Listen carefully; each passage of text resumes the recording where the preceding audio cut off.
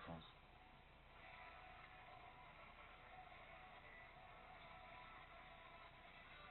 If you can't hear this on YouTube, it's When the Levee Breaks from Cologne just 3 days ago, Robert Plant. And then we're going to intermix that with Strange Sensation from some time ago, 95 or something like that.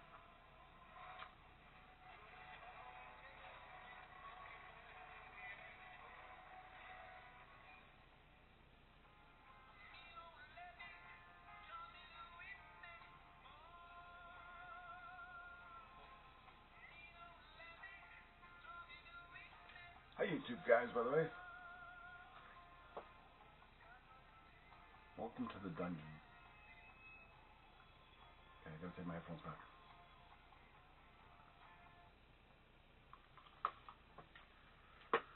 Well, I say what? Ho, this is Brian. Call me your lucky charm, dressed up in a Love Gardener, coming to you from Ramble on Tower's Dungeon Studio in scenic Hesper, Ontario, and you are listening to Ramble on Radio, episode number 65.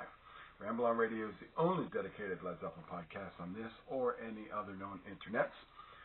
Be sure to go to rambleonradio.com for your Led Zeppelin news, any links I might mention during the show, etc. You can subscribe to Ramble on Radio through iTunes. If you go to iTunes, drop a little review, give a star, give 3 stars, give 5 stars. Everybody's been giving 5 stars. Thank you for that. But do so. It just helps with the placement of the podcast within the iTunes hierarchy. Listen on Spreaker. Be sure to follow Ramble on Radio on Spreaker. Same issue. Helps with placement. And check out Ramble on Radio on YouTube, where I am taping this tonight on a little tiny camera. It's actually a Tim Hortons camera. I talked about Tim Hortons. My daughter works at Tim Hortons for a while. And it says Tim Hortons on it. I'll have to take a picture of it and show you guys on Facebook. But anyway. Follow Ramble on Radio on Facebook, Google+, and at Ramble on Blog on Twitter. I try to respond to people. You can also email me, rambleon@briangardner.ca. But again, I do try to respond. I do try to be back and forthish. I guess that's the right word, right? Anyway, had a plan this week. Oh, I had a plan. But plans change, and sometimes you have to be, sometimes you have to roll with it, baby, like you're a Steve Winwood podcaster. That's what has to happen. This week was Led Zeppelin 3 week. I was looking forward to it. Led Zeppelin 3, I have, right here, I have the music book, Led Zeppelin 3, which you can see on YouTube, by the way. Learning some of the songs on the guitar, and like learning them proper. No, not the way I learned them many, many years ago. It was always a favorite album. It was certainly from a guitar player's perspective. When I was a teenager, I fell in love with Led Zeppelin through Led Zeppelin 3. And was so mesmerized with the guitar playing in Led Zeppelin 3.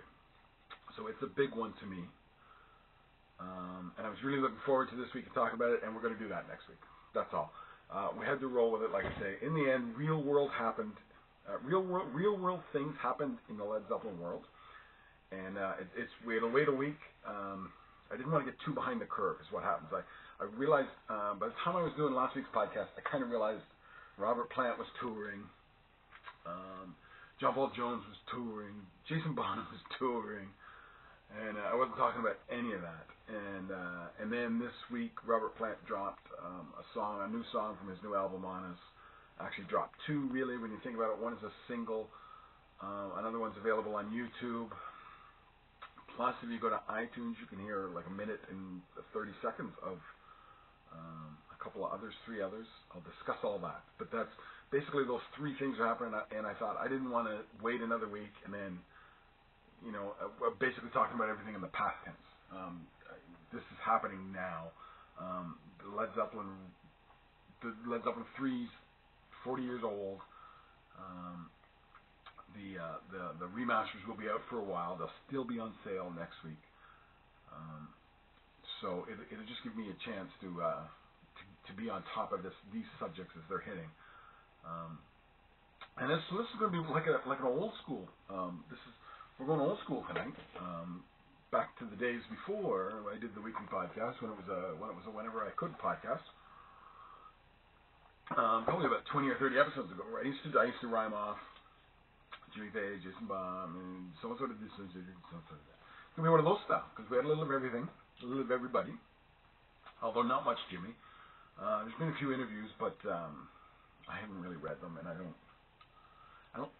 get that he's saying. I don't get the information I'm getting. It's not that he's saying anything spectacularly new. But he did 30 years ago this week, June 24, 1984. He played kind of in public for the first time with Yes. He was in Germany, I think it was. And they played The Beatles' I'm Gone, and one of the magazines, Classic Rock, I think, one of the website magazines / whatever, did a story on it this week, along with a video that had the song. It was like an 8-minute version of the song, and truthfully, it was sloppy.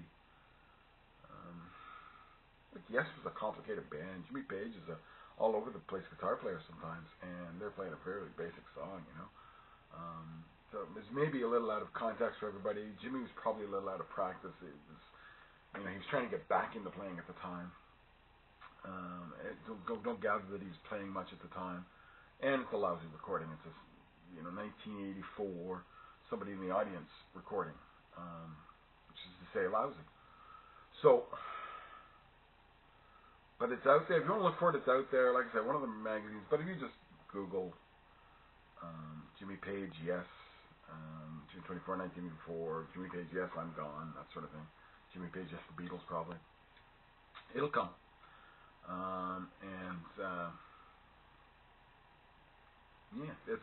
It's all right. It's an interesting thing, right? And it brings Jimmy Page into the conversation here. Okay, I'm going to go to Jason Bonham I'm skipping over my notes, but Jason Bonham is playing with Heart. Now, this isn't like last year when Jason Bonham's Led Zeppelin Experience opened for Heart, then Heart did their set, and then Jason Bonham came out for a 3-song or 4-song encore.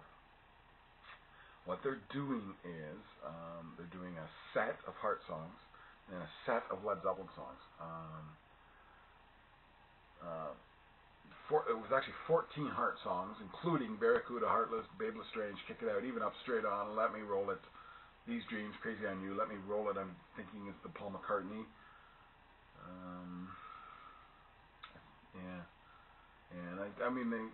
But the Heart show, it was 14 songs long. And then 8 Led Zeppelin songs after an intermission. They did an intermission, then came back out for 8 Led Zeppelin songs. Jason Bonham was on drums with them for the 8 Led Zeppelin. I think they're still doing it. I've been trying to look up the... here we go. It's a Canadian tour, by the way. My notes are from the first one. I didn't realize that even. It was Montreal on June 14th, Quebec June 15th, Oshawa June 17th, Oshawa June 18th. Sault Ste. Marie, Ontario. That would have been good, actually. Sault Ste. Marie's a small area. That might have been a good place to go. I should have gone up there. But that was on the 20th. 22nd was Winnipeg. 23rd was Regina. 24th, Edmonton. 26th, Calgary. And this is the 26th. So tonight they're in Calgary. Friday, 28th, in Kelowna, BC. And the 29th, Saturday night, in Victoria. So that's a 2-week tour, basically. And so Jason is doing the drums for the Led Zeppelin part. That's all that's happening. Tony Catania's not with them. Nobody came out with them. Just Jason on drums for the Led Zeppelin part. The Led Zeppelin part, this is Montreal. Now, as you heard, there's a number, that was the first show, so it may have changed. But Montreal, it went Battle of Evermore, which wouldn't have included Jason, right? And then 4 Sticks, No Quarter, The Ocean, Immigrant Song, Kashmir, The Rain Song, and then guess what they ended with? Guess what they ended the night with? Yes, Stairway to Heaven. They did the Kennedy Center version. They had the Quebec Celebration Gospel Choir join them.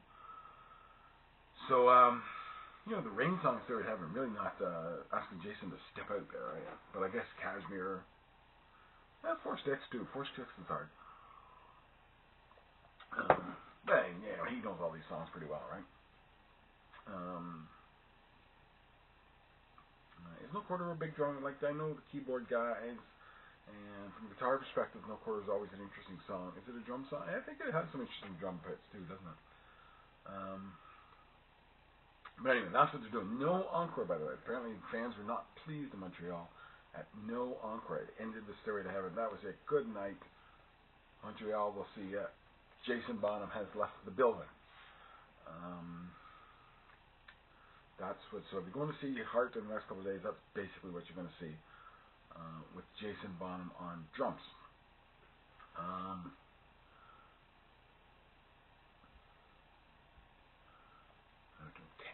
10 minutes in. This is going to be a quick one, I think. We'll see. We'll see how it goes. And then there's John Paul Jones. John Paul Jones is currently touring again with Dave Rawlings' Machine, June 18th to the 27th. This is the 26th, so he ends.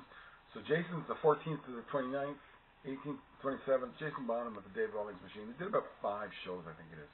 It's not a big chunk of shows. Last Wednesday to this Friday is what it is. So this must be Thursday. So that must be Saturday, Sunday are the last shows, by the way, for Jason Bonham, not Friday, Saturday. This is Thursday. Wow, Thursday already. Nice. Week's almost over. So here's the set list from the 20th. The Monkey and the Engineer. It's a Jesse Fuller cover. Jesse Fuller, I believe, is in the band. Hot Corn, Cold Corn. Keep It Clean, Charlie Jordan cover, and Charlie Jordan may be in the band. You gotta go watch this stuff. Charlie Jordan, I'm not sure. Gillian Walsh cover, Wayside. Gillian Walsh is definitely in the band. Bells of Harlem, It's Easy. Ruby, He Will Set Your Fields on Fire, Bill Monroe cover. Bill Monroe is definitely not in the band. Just saying. There was one of these songs was also a Gillian Welch / Alison Krauss song. And I thought I wrote it out. It may be Ruby. Maybe Bells of Harlem, It's Too Easy as well. Sweet Tooth, I Hear Them All, This Land Is Your Land, The Midnight Special, Method Acting, Cortez the Killer, the Neil Young cover, Queen Jane Approximately, a Bob Dylan cover, and Going to California. That would be a Led Zeppelin cover, for those who don't know. And if you don't know that, why are you downloading a Led Zeppelin podcast? This is the information I need to know. So, basically, John Paul Jones is playing mandolin through the set, same as last year, as far as I can gather anyway. I haven't heard that he's picked up a trombone or anything like that. He's a mandolin player in the band, basically. And definitely Gillian Welch. I almost positive Jesse Fuller. I don't know who else is in the band. But so Jesse Fuller would have sang the Jesse Fuller song. Gillian Welch would have sang the Gillian Welch song. The setlist, mysetlist.com or whatever it is, calls it a Gillian Welch cover, but it's not really. She's in the band.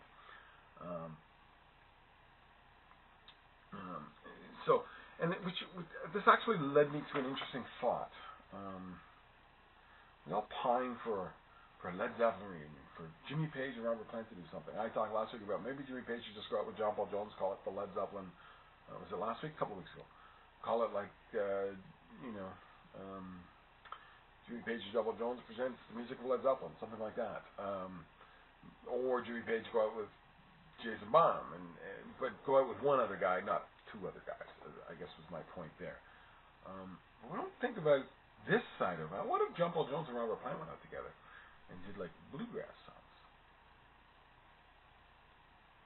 Hey, that would be, well, I wouldn't go, would you?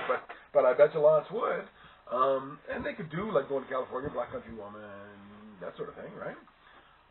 But I thought of that for 2 reasons. Because one of the songs in this is a Gillian Welch / Alison Krauss cover, and Robert's obviously played with Alison Krauss. So they have that in common. And He Will Set Your Fields on Fire is a Bill Monroe cover. And one of the songs Robert Plant is doing in his new album, one of the ones he popped out onto YouTube this week. I'm thinking this new YouTube video on my it was a gift to my daughter camera from Tim Hortons. That cost about $12. I'm thinking mine will outpace Roberts' YouTube video of Little Maggie. Just a guess.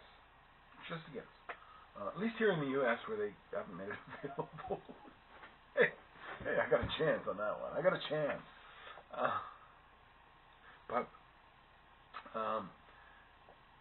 So yeah, Little Maggie's an old song. It's been around 100 years. And I have notes. I wrote a longish article on rambleonradio.com. It's probably the first article up about the new songs. And I point out, it opens with Little Maggie. Its genesis traced back to early as 100 years ago. The traditional tune archive, according to them, fiddler Tommy Jarrell remembers hearing the song in North Carolina, 1912 or 1913, around that era.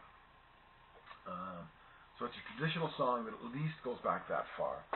Bill Monroe, I read somewhere somebody gave Bill Monroe credit for writing it. Bill Monroe would not have written the song if it was being heard 100 years ago in the hills of North Carolina. He would have been, I would say 6. I think he was born in 1906. And no, I don't have a solid memory for this stuff. I'm not a big Bill Monroe freak. I was looking it all up for this article, and just happened to make note of because that's a thought. I saw that he had written it. Somebody saying he'd written it, and I noticed that. No, he'd be about 6, so maybe not. So no, don't start emailing me your bluegrass questions, figuring I'm an expert. I'm not. So the song was covered by Bill Monroe, Ricky Skaggs, Bob Dylan, the Stanley Brothers, Kingston Trio, and others. It was considered in the 60s folk era, Bob Dylan, Peter, Paul and Mary, that sort of stuff. It was considered core repertoire. There's a number of songs. This Land Is Your Land, that sort of thing. Were all considered songs that folk singers sang, right? These core repertoire songs. And Little Maggie was one. Plant has picked it up. He's doing it. And they kind of twist it a bit. It's a bit Celtic.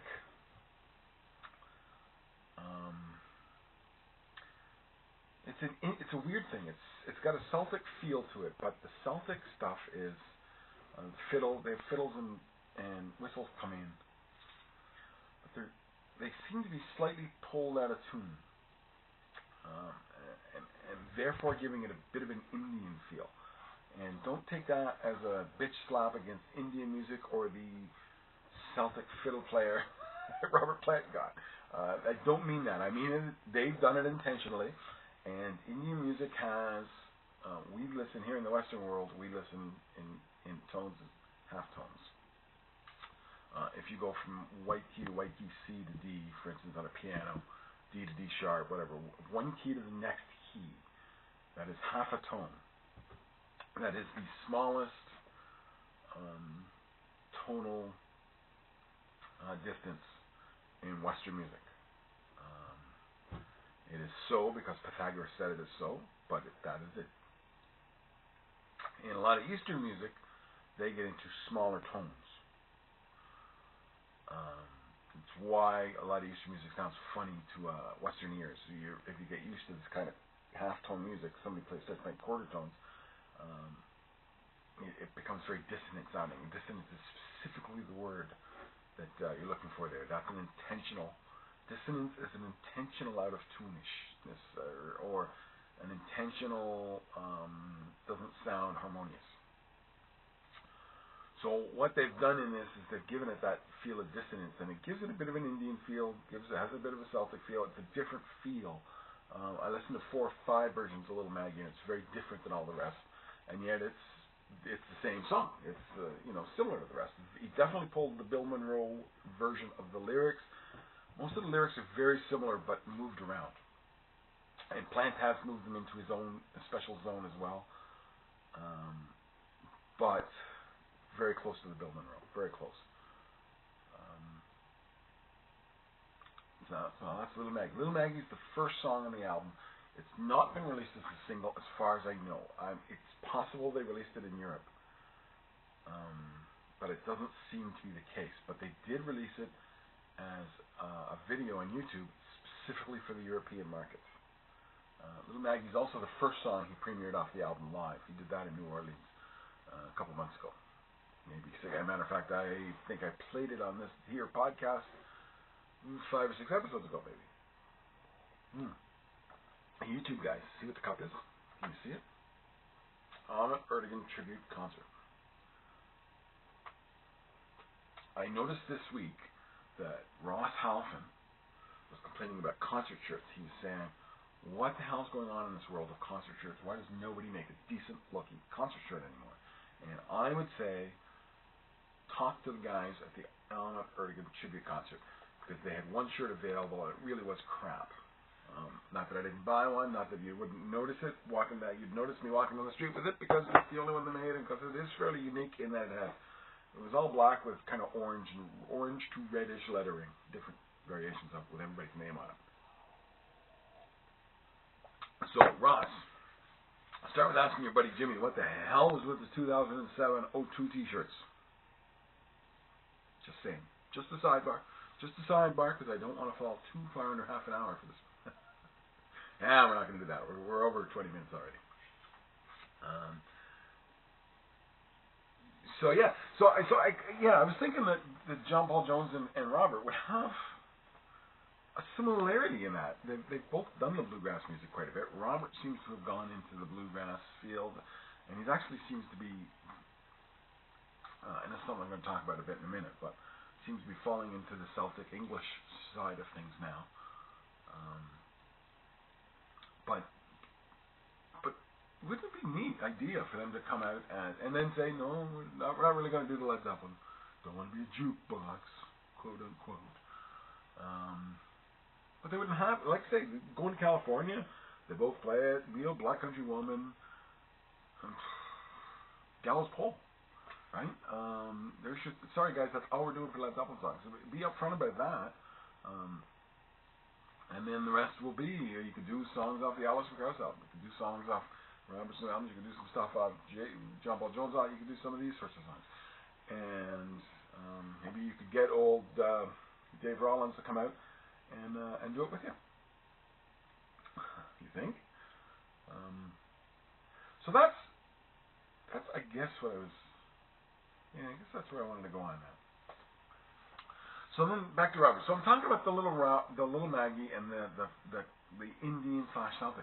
Now he sings in. I'm going to jump a bit here. He does 3 songs that they offer on iTunes and probably on Amazon, probably on other download locations. Clips of the songs from the album. Pockets Full of Golden, Turn It Up, Somebody There. Turn It Up was the clip of it. He was rocking, he was riding into it fairly hard, and then there's this really wildish kind of solo. So it sounds good, and then he kind of comes out like it's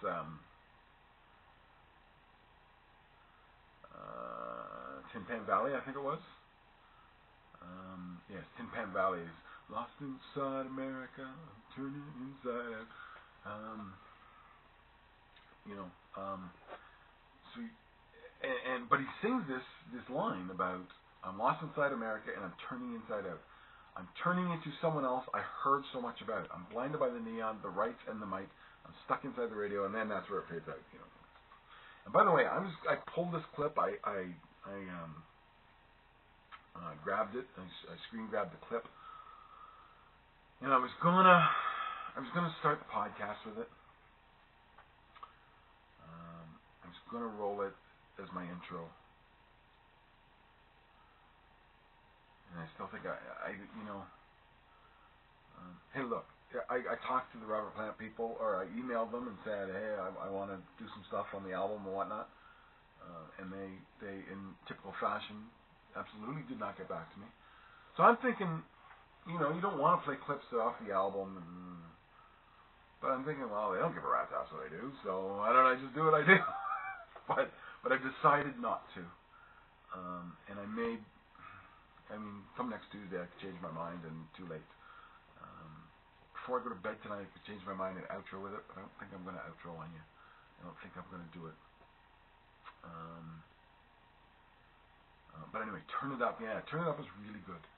And from the solo out was kind of an interesting line. So So I think Robert's left America. We don't talk much about this. We haven't heard much about this. But he seems to have left America behind. He seems to have split with Patty Griffin. That's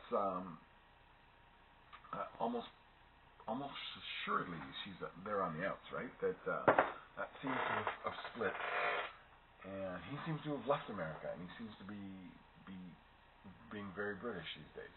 And he sounds like I heard another quote somewhere, and I forget what it was, but something about roaming around his whole country. It sounds like he's turning into the English guy again a bit. He's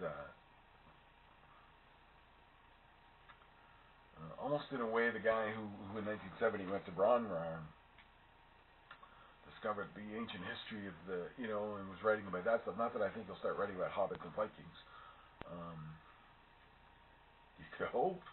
You could hope. He made it interesting. Very few people can write about that stuff and make it interesting. He could anyway.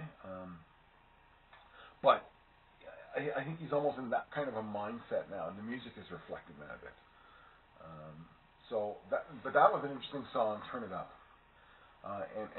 And the way he worked. Think of that when you hear Little Maggie. That the Celtic twist they've put on it, and his taking an American song and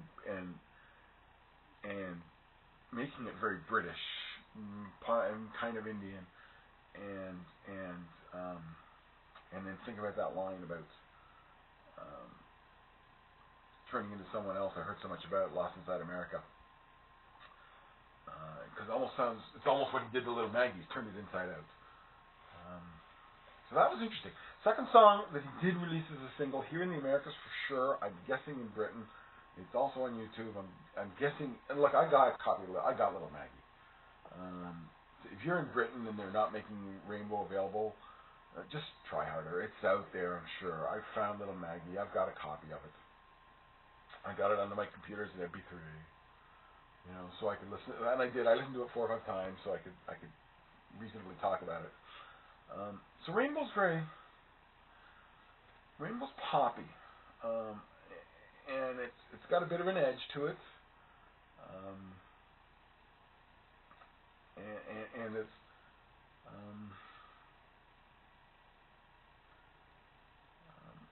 not. I almost want to compare it to Angel Dance, but it's not quite. Not the same. Not a comparison. I mean, it's not that good, or it's not. No, it's better. It's just not. It's not really the same. But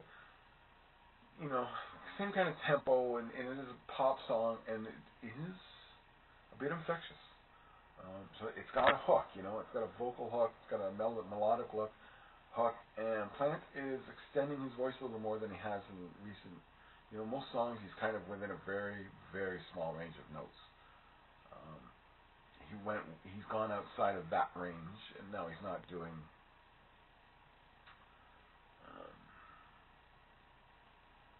He's not a Star Spangled Banner range or anything like that.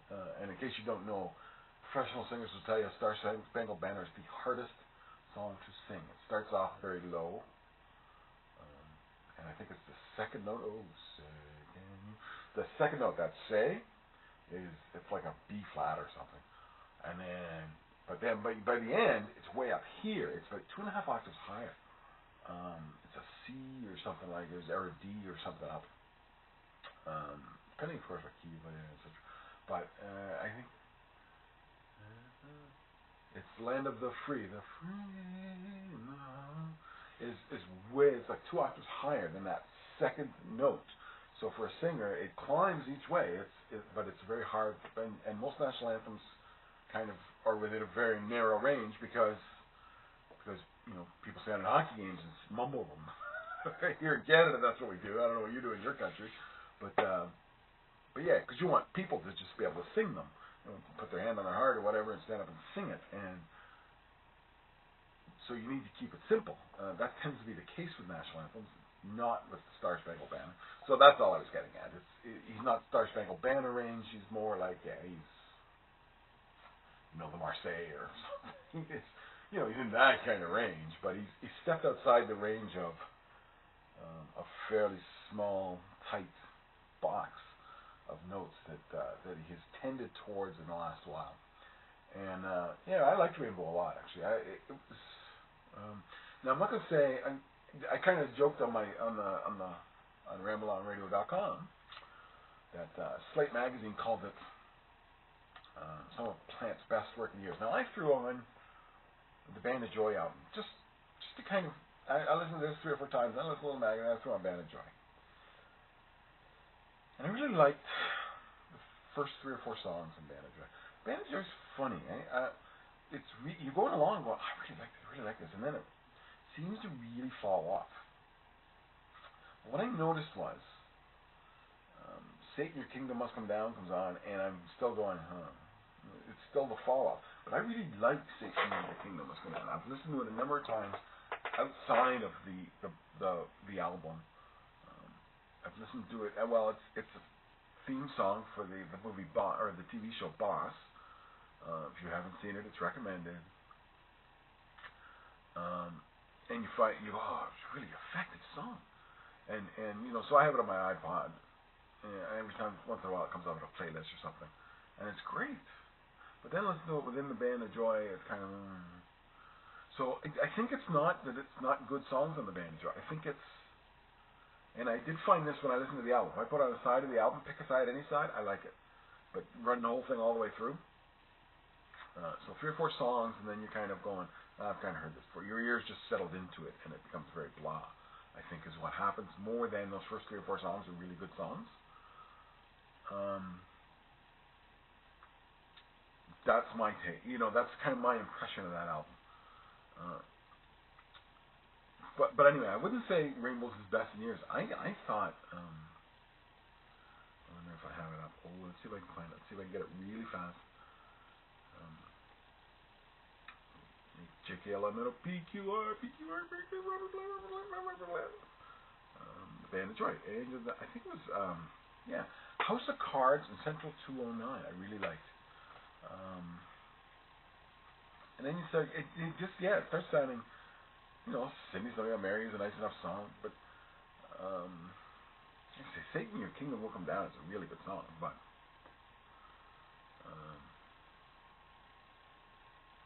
it doesn't work that way, within the album, it doesn't work.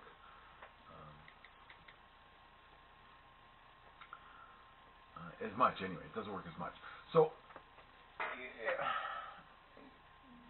but Rainbow's good, and it belongs in those first couple songs. Then, for sure, it's not way better than anything on Band of Joy, but it's not way outside of their Band of Joy was so much better. I would say it belongs in those songs, and it may become a favorite of his later work. I whistled past that a bit, didn't I? Just a little. I whistled past that point. But, hey, look, it's not Led Zeppelin, You can't sing like that anymore. Don't go buy on the Robert Plant album if you really want Led Zeppelin. It's not going to be, and it's going to be a disappointment. It just is. You have to understand what Robert Plant is nowadays, and what he's trying to do. What he's trying to do is have some fun. He's trying to keep it going. For the sake of that's what he likes to do. Some guys try to keep going for the money. Some guys try to keep going for the sake of it because they don't know what else to do. I think Robert Plant really just enjoys doing this. I think he enjoys the camaraderie of a band.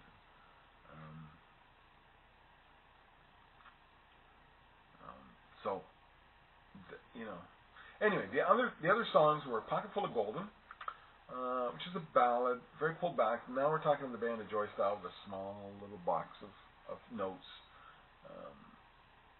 But it was a nice-ish song. Somebody There was another little pop, and I thought it had a really infectious melody. And I know when I wrote on this on the Ramble on Radio, it's the kind of song I like a lot. I find it just had a feel that I like. It kind of song I kind of feel irresistible. And I said it may turn out in time to be one I like a lot. May is the emphasis word. But not yet. Not on this short clip. Over time, I might decide Somebody There is a really good song. So, the bottom line is, what we've got from this album is promising. But given us 2 songs and clips of 3 songs, and we're promising it's an 11-song album. The other 8 songs, whatever it is, could be rancid crap. You don't know. But that said, hey, I bought it. I couldn't resist, and I bought it. Bought the album plus CD, and I don't know what the hell I'll do with the CD. Maybe I'll give it away at the show, because I have no interest. With the album plus CD plus a digital download.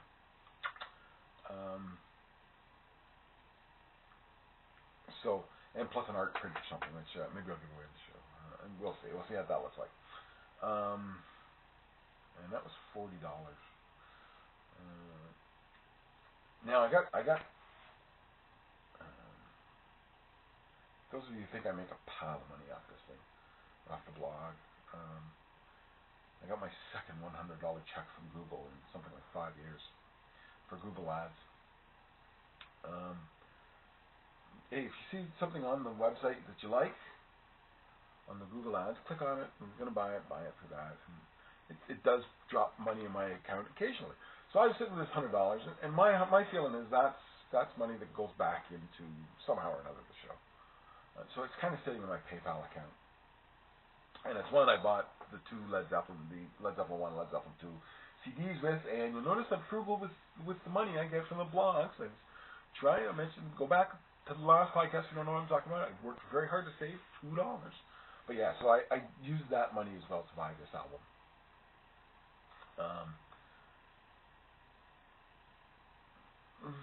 It just seemed like it's a should do. I have no this. If you're thinking, oh, maybe they'll send you a review copy, Brian. This is how confident I am they're sending me a review copy. Dropped $40 on the day it was available to buy the album. I have no confidence that I will ever get a review copy of this album. Which is alright, frees up my hand to hate the thing and say so, right? If I don't mean that snippy, but that's honest.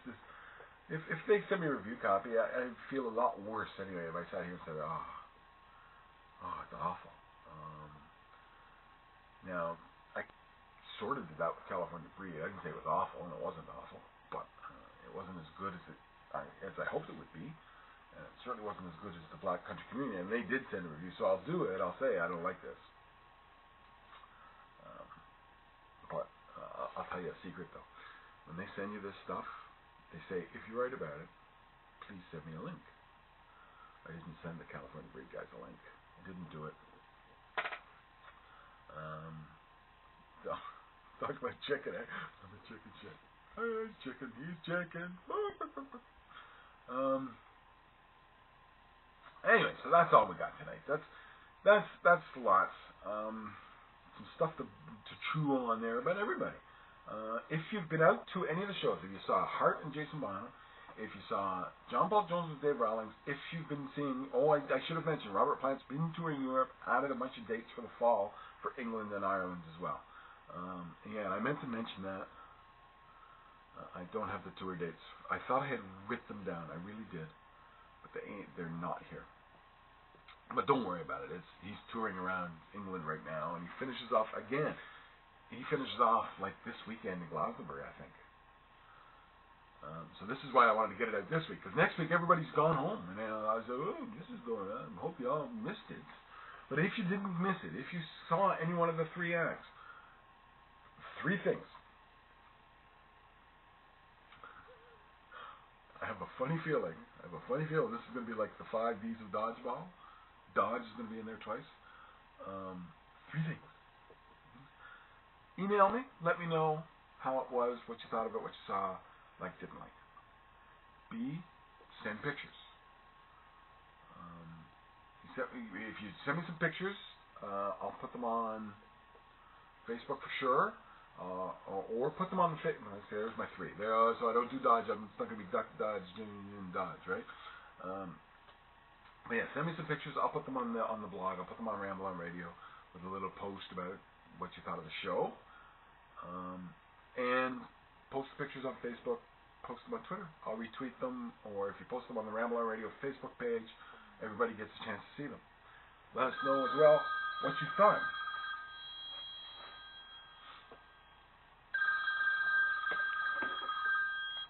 Excuse my friends who don't realize I do this at this time of night or at any other time of night.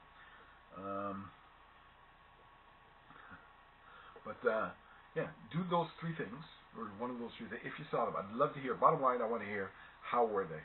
How was Robert? How was John Paul Jones? How was Jason? If you saw Jimmy Page in 1983 with Yes, I'd love to hear that. You got pictures? I really would like to see that. But yeah, if anybody's got pictures, send them along. Maybe we'll make something happen on a post, or at least the Facebook page. We can lighten it up for a few days. And other than that, that is all we have to talk about tonight. So thank you for listening. That's it for Ramble on Radio, episode number 65, the big 65. We are 2/3 of the way. Next one's 66. We're 2/3 of the way to the evil number, to the number of the beast. 2/3 of the way. Figure that one out. All your math guys are going, what's he talking about? 2 6s out of 3. That's what I'm talking about.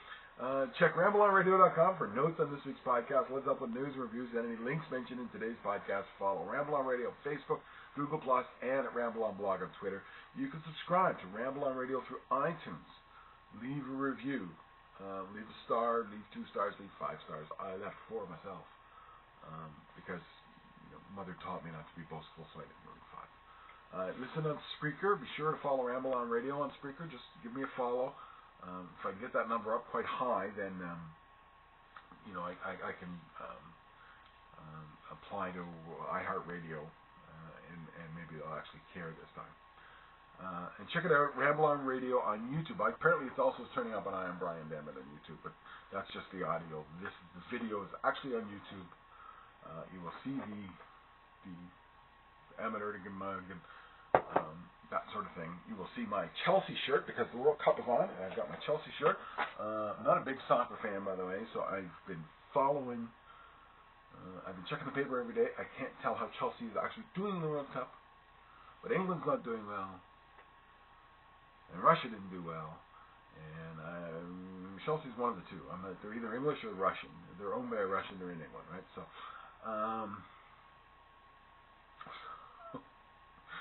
But there you can see my nice Chelsea shirt. You can see the Dungeon Studio, and I should do this for you guys, right? There's the Dungeon. And I have shown this around before, but there you go on YouTube. Look at the picture of the kid on the wall. That's me. See the picture of, let's Get the Light Out, Jimmy Marciano, signed by Jimmy. I took that picture myself, my then Crooked Vultures clock.